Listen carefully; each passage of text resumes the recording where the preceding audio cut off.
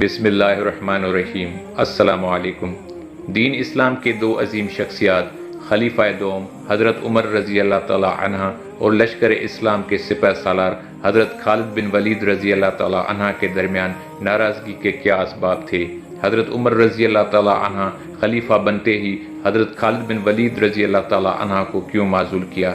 کیا حضرت عمر رضی اللہ تعالی عنہ اور حضرت خالد بن ولید رضی اللہ تعالی عنہ کے درمیان بچپن میں پیش آنے والا واقعہ ان کی معزولی کا سبب بنا؟ ناظرین، یہ سب کچھ ہم بتائیں گے اس ویڈیو میں۔ آپ سے گزارش ہے کہ آپ ویڈیو مکمل دیکھیے گا۔ معزز ناظرین، ان اسباب پر بات کرنے سے پہلے جو ان دو عظیم قائدین کی باہمی غلط فہمی کا باعث بنے، بہتر ہے کہ ان دونوں کے اخلاق و عادات کا مختصر سا تذکرہ کیا جائے تاکہ اخلاق و عادات کی روشنی میں اس مخالفت کے اسباب پر بات کرنا آسان ہو جائے۔ حضرت عمر رضی اللہ تعالی عنہ اپنے تمام کاموں میں سچائی اور انصاف کو مقدم رکھتے تھے اور دنیا کی کوئی طاقت آپ رضی اللہ تعالی عنہ کو حق اختیار کرنے سے منحرف نہیں کر سکتی تھی۔ ہر اس چیز کو جس میں اسلام کا فائدہ ہو آپ رضی اللہ تعالی عنہ کے نزدیک اولین حیثیت حاصل تھی۔ یہی وجہ تھی کہ امت المسلمین کی خوشی کی خاطر آپ رضی اللہ تعالی عنہ اعمال کی ناراضی بھی برداشت کر لیتے تھے۔ آپ اپنے اعمال پر کڑی نظر رکھتے تھے اور ان کا معمولی سے معمولی کام بھی آپ کی نظروں سے اوجھل نہ رہتا تھا۔ آپ کا خیال تھا کہ اعمال کو خلیفہ کی اجازت کے بغیر کسی چیز میں تصرف کرنے کا کوئی اختیار نہیں ہے، خصوصاً مالی امور میں تو آپ رضی اللہ تعالی عنہ اعمال کی آزاد روی کو بالکل برداشت نہیں کرتے تھے۔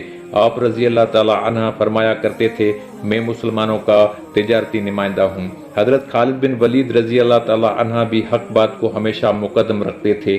مسلمانوں کا فائدہ ہمیشہ آپ کے مد نظر رہتا تھا۔ آپ کی رائے یہ تھی کہ امال اور امرا کو اپنے کاموں میں کچھ آزادی اور اختیار حاصل ہونا چاہیے۔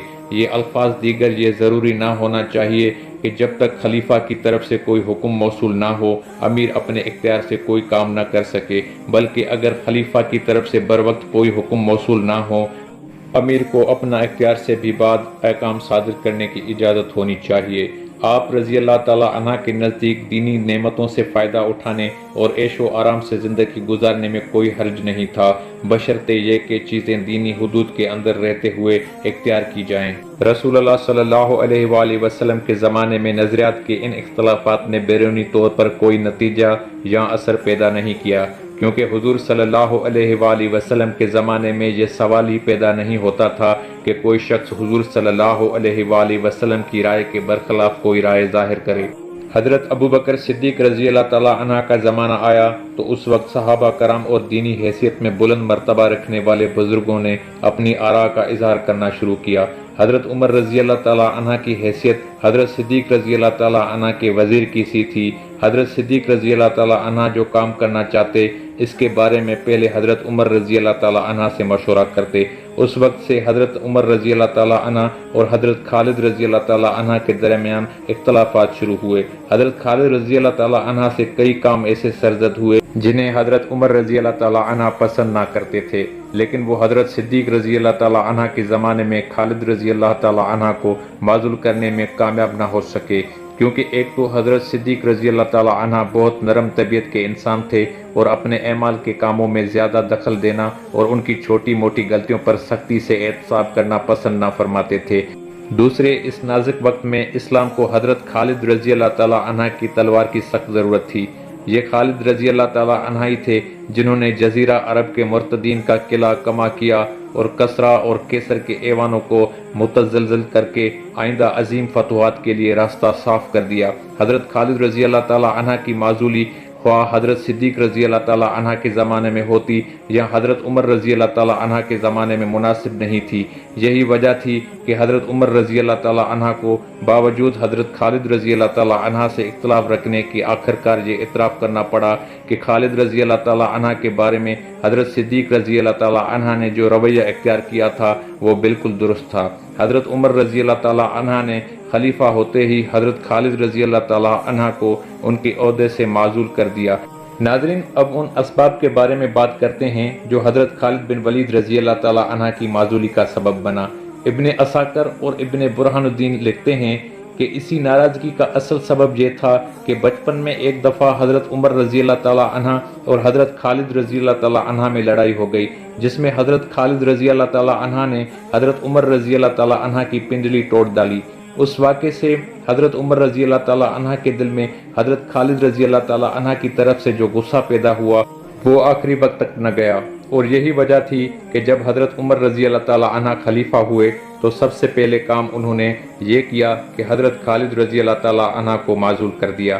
یہ درست ہے کہ بچپن میں ان دونوں کا جھگڑا ہو جایا کرتا تھا، اور واقعی حضرت خالد رضی اللہ تعالی عنہ نے ایک دفعہ حضرت عمر رضی اللہ تعالی عنہ کی پنڈلی بھی توڑ دی تھی، لیکن اس کا اگر کچھ اثر ہو سکتا ہے تو وہ محض وقتی ہو سکتا ہے۔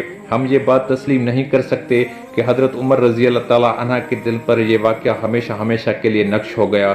اگر بفرض محال یہ مان بھی لیا جائے کہ بڑے ہو کر بھی حضرت عمر رضی اللہ تعالی عنہ کے دل میں یہ بات کانٹے کی طرح کھٹکتی رہی، تب بھی اسلام لانے کے بعد واقعے کے تاثرات کا باقی رہنا کسی صورت میں ممکن نہیں، اور کوئی عقل مند شخص جسے اسلام کا ان تاثرات کا علم ہے جو صحابہ کرام رضی اللہ تعالی عنہ کے دلوں میں اس نے پیدا کر دی تھی، یہ بات باور کرنے کے لیے کبھی تیار نہ ہوگا۔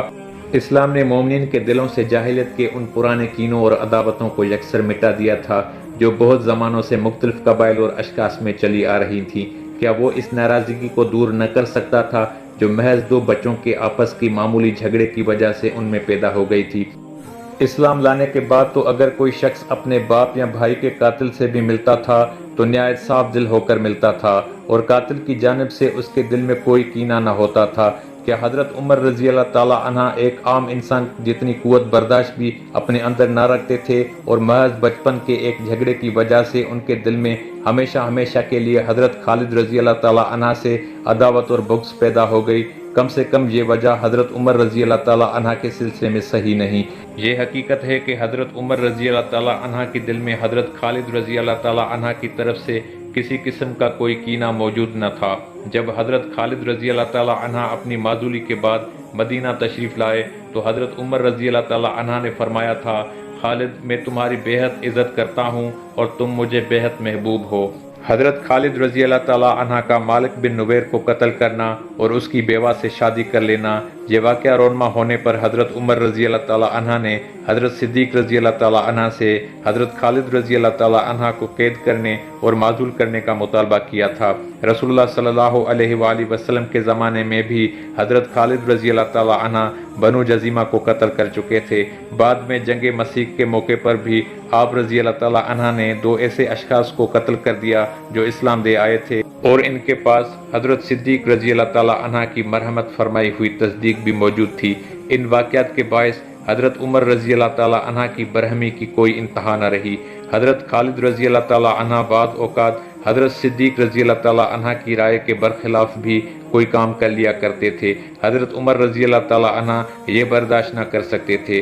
حضرت خالد رضی اللہ تعالی عنہ حضرت صدیق رضی اللہ تعالی عنہ کی جزیہ، لگان اور دیگر محصولات کا جو لوگوں سے وصول کیے جاتے تھے کوئی حساب نہ بھیجتے تھے۔ حضرت صدیق رضی اللہ تعالی عنہ تو درگزر کر جاتے تھے، لیکن یہ چشم پوشی حضرت عمر رضی اللہ تعالی عنہ سے بعید تھی۔ مسلمان حضرت خالد رضی اللہ تعالی عنہ کی شخصیت پر بھروسہ کر بیٹھے تھے اور اسلامی فتوحات کو ان کی جنگی مہارت پر محمول کرنے لگے تھے۔ عوام کا حضرت خالد رضی اللہ تعالی عنہ پر بھروسہ بھی آپ رضی اللہ تعالی عنہ کی معزول کرنے کا ایک سبب بنا۔ فاروق اعظم رضی اللہ تعالی عنہ لوگوں کو یہ دکھانا چاہتے تھے کہ فتح صرف نصرت خدا بندی پر مبنی ہے، خالد رضی اللہ تعالی عنہ کی شجاعت و بہادری پر نہیں۔ اللہ ہر حال میں اپنے دین کو مدد کرتا ہے، خواہ خالد رضی اللہ تعالی عنہ سپہ سالار ہو یا نہ ہو۔